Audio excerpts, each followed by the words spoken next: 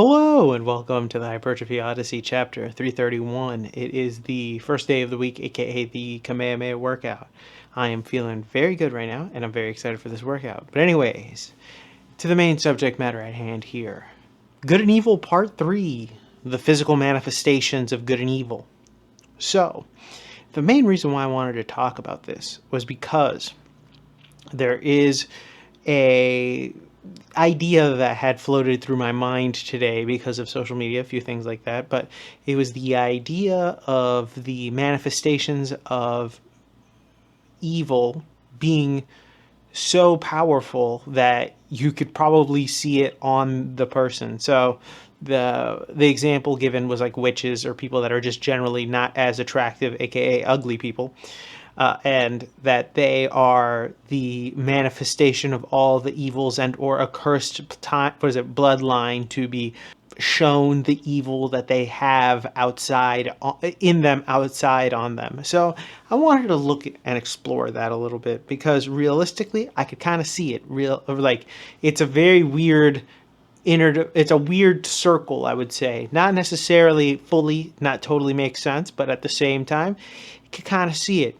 It's a way very interesting how even in older cartoons, because at a certain point they changed this, and I wonder why, but in older cartoons you could see the idea that the generally evil person wasn't a good looking person. They always looked a certain way, shape, or form. And even as children, we could understand that these people were evil. And then the people that looked good were always the good guys, you know? And I know that sounds very like surface level or whatever, but I think there is something to it in the sense that generally speaking, if you are putting out good into the world, your inner world will reflect outward. You know, that entire idea. And generally speaking, that's usually how it goes. Not all the time, of course. There are exceptions to this. It's not like there aren't exceptions on both sides. And then there are ideas that people will always try to put down one side or the other because, of course, you know, that's whatever they believe is good or evil. But I think objectively, I think this is correct. And I think we understand this inherently when we look at things like Halloween and other subject matters where people dress up as certain things. I think it's inherently understood, but for some reason is kind of ignored for some reason nowadays in modern society for absolutely zero reason, when in reality we should probably be returning to the beauty that is beauty we can all agree upon. Not just that others who understand beauty can agree upon, and we can reject the ugliness that has taken over in a lot of stuff.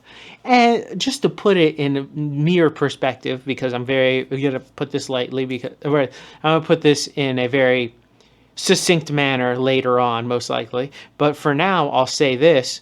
The predominant art style that has taken over a lot of Google stuff, or just general company stuff, which looks like this, which I fucking hate. I'll probably make a whole video about that. But that ugly style has taken over now. It is disgusting. It makes me hate all companies that use this style of stuff because there is no soul to it. There is no beauty to it. It makes no sense. That's why a lot of my thumbnails that I make all the time have some type of old art, because it's truly beautiful to see, even if like the things that they're depicting aren't necessarily beautiful in itself, but more so along the lines of this was made with passion and care, and like, you know, there was something there. There's a beauty to it that is there, that you could see that resonates a good out from it. But the soulless corporate now art of like the big shapes and like colorful whatever, it's all just kind of gross, and it just feels evil now. And there is the association with it being now a corporate monetized thing. So even in something like arts where we see it like that, you see that it's just that things are getting uglier and just more evil. You can feel and sense the evil behind it, you know? So that's just one example, but we'll get into examples and a lot of other stuff in the physical manifestations of things like that when we get to Mother Base. All right, so started this day off with tips, which are pretty good. But anyways, back to the main subject matter for today. Good and Evil Part 3. Physical manifestations of good and evil.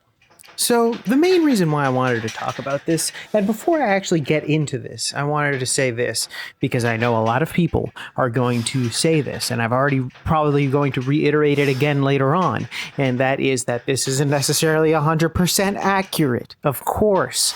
But at the same time, this is a generality. When we're talking about this type of stuff, I want to go into the generals.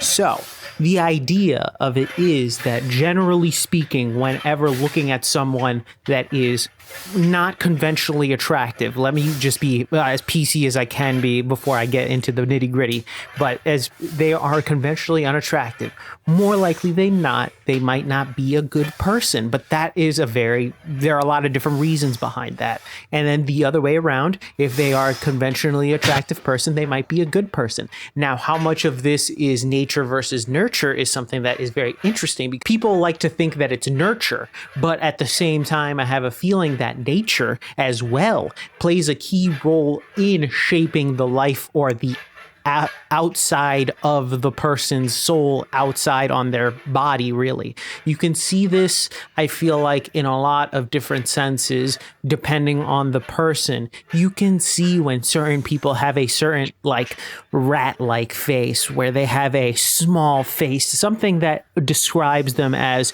you know, a chatty person, or, you know, the big gums. For some reason, women with big gums are always engaged. That's just a whole other subject matter in a way. But it's something where you can tell that this person isn't good. They have like a golem-like face where you can tell that evil is afoot in their soul, not even just a part of them. It's taken over them. And I think that a lot of people want to ignore the nature part because they want to believe that it's all nurture. And to some extent, there is nurturing, but I feel like everybody is predispositioned to a certain point where you have a one way that you could do it. The world will nurture that feeling outside of you. So for example, let's say you are an unconventionally attractive person, and then the world is also just biting you down, making sure that you're not good, and then thus your soul gets uglier because the reinforcements from the outside. Now, of course, this doesn't happen to everybody, and we've had movies that tell us, you know, don't judge a book by its cover. But I do believe that there are certain people that have been just cursed to look like this, and it's unfortunate, and I don't think that it is good, but it happens. And I think a lot of people don't want to accept that idea because that is basically saying, woe is me, like genetics, that's it, like you're done.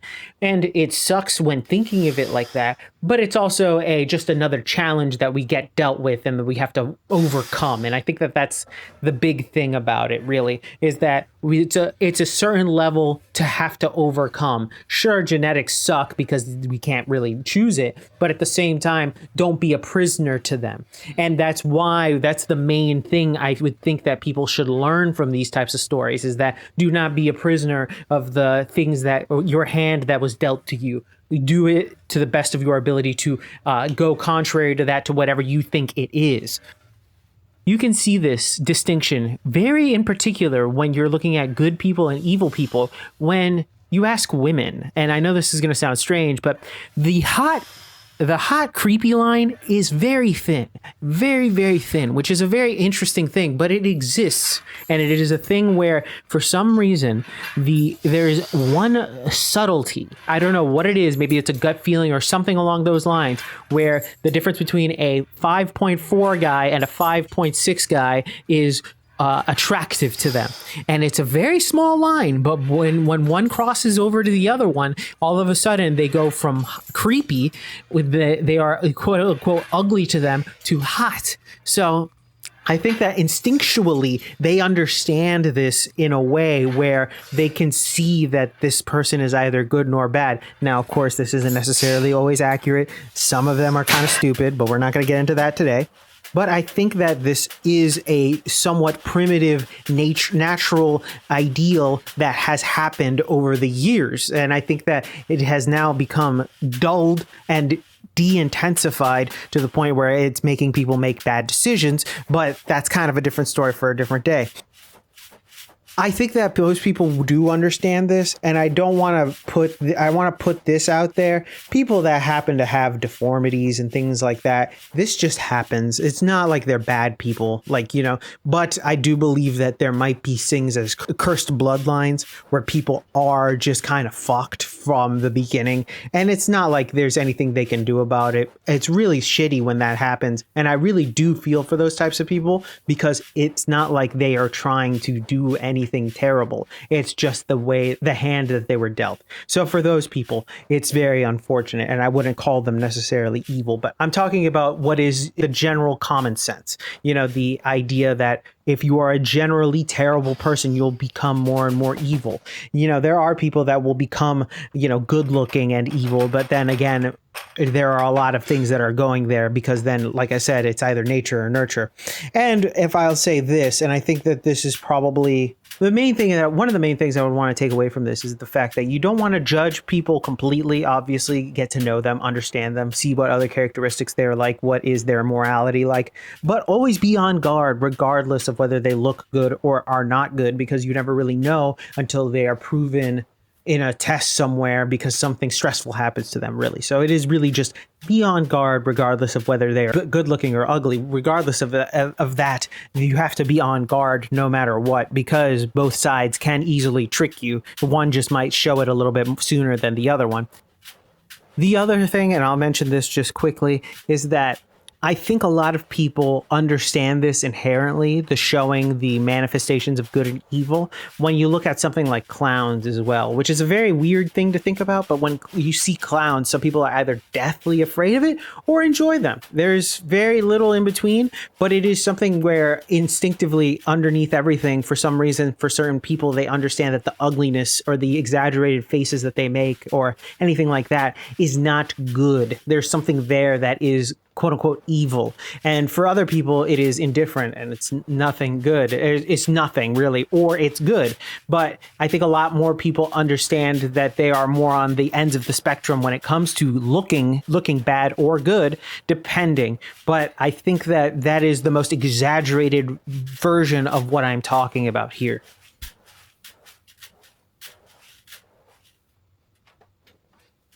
And we're back. Welcome to the workout debriefing. Exercises not filmed, none. Exercises skipped, also none. Got everything in, thankfully. But anyways, to the main subject matter for today. Good and Evil Part 3. Manifestations of good and evil in the physical form. So I very much believe in the idea of physiognomy being real, aka the way that somebody looks can determine a lot of their personality. And I think that there will be a whole other episode based off of that. But in this case, I do think that there is something to be said about people who are generally nastier people, not necessarily good people in the world, are generally not good looking, and we are going by conventional standards here. Even then, you can weigh that out depending. If I say the word Discord neckbeard, there's already an image of a person there. Or if I just describe a Redditor, there is an image that is placed upon your head of a person that isn't as well, they look ugly, let's be real. And most of the time, these are the types of people that aren't necessarily the best. But if we say something along the lines of doctor, boom, somebody that in theory are doing something good, but you imagine somebody that is nicer looking, at least put together, not necessarily all the time, but most of the time. And they may be a bad doctor, but realistically, because they are doing something good in theory for the world, you see them in a more positive light, and thus you create an image of a more beautiful person, really. And I think that that kind of goes along with everything, really. It, like thinking of it like a basement dwelling NEET or something like that, you have an image on your head. Now, if you just say a female NEET, there you go. It changes ever so slightly, but it's basically the same. But then if you say something along the lines of successful accountant, you know, there's certain connotations behind that aren't necessarily said there, but they're understood. They don't look the same. That's the thing. And I think that even when it comes to things like beauty and ugliness, there is such a thing where you have to look at people physically sometimes to determine if they're good or evil. I think that there is something there where you can see somebody's evilness just piercing through them. You know, they have like a gowl, a face that just says, I'm evil. You can see this a lot, and I feel like a lot of people tend to ignore it, or we've been out of tune with it because we've been told to not judge or do whatever the fuck that modern society wants us to do. But realistically, we've had these probable instincts for quite some time, but we've gotten rid of them for multitudes of reasons, but they've been there. And I think that if we just concentrate and try to resurrect some of those ideals into the modern consciousness, then more and more people will pick up on this. There are a lot of people out there that once you look at them, you will say or have a inkling of a thought that they are X, Y, or Z, whether it be good or bad. Most of the time it's bad, but then again, that you don't know that because they're a stranger. But there are that times where it is bad, and then all of a sudden you're like, holy shit, I called out that motherfucker was a murderer. Like, you know, there are things like that, and that happens. This is just the baseline when it comes to physiognomy in general. I wanted to cover, I'll cover that in a different episode because there's a whole conversation there. But I think when it comes to manifestations of good and evil between people, I think we understand inherently that people will be more likely to sway certain ways, one way or the other. Now, of course, there are exceptions, because I know I understand people are going to be like, but what about this guy? What about this lady? You know, on either side of the spectrum for some reason. Yeah, which is understandable. But if you even look at it from the baseline, where people who are treated completely differently because of the way that they look, more likely the people who don't look as good are going to be more resentful in the world and thus cause more evil in the world because of that, or cause evil upon themselves. And then the other way around, where the world is good to them, so thus they try to do good in the world. So that's just generally speaking. I don't want to get into too much of a detail because I understand that people will get... I don't want to go too much into detail because this is a broad subject matter, so we might come revisit this. But this is just something that is very interesting to me. I think it also manifests in things outside of the physical self, but that's a different story for a different day. And with that being said, though, please tell me your thoughts and opinions in the comment section down below. I like talking about good and evil, so this is a very interesting subject matter for me personally. Thank you very much for watching. I really do appreciate it. Please like, comment, and subscribe. Please share this video with anybody who may or may not like it. I will be back on tomorrow with a new video. Please leave a comment down below on your thoughts and opinions about anything in this video. I'll see you in the next one. Keep it heavy, stay safe out there, and stay cool, and I'll see you in the next one. Peace!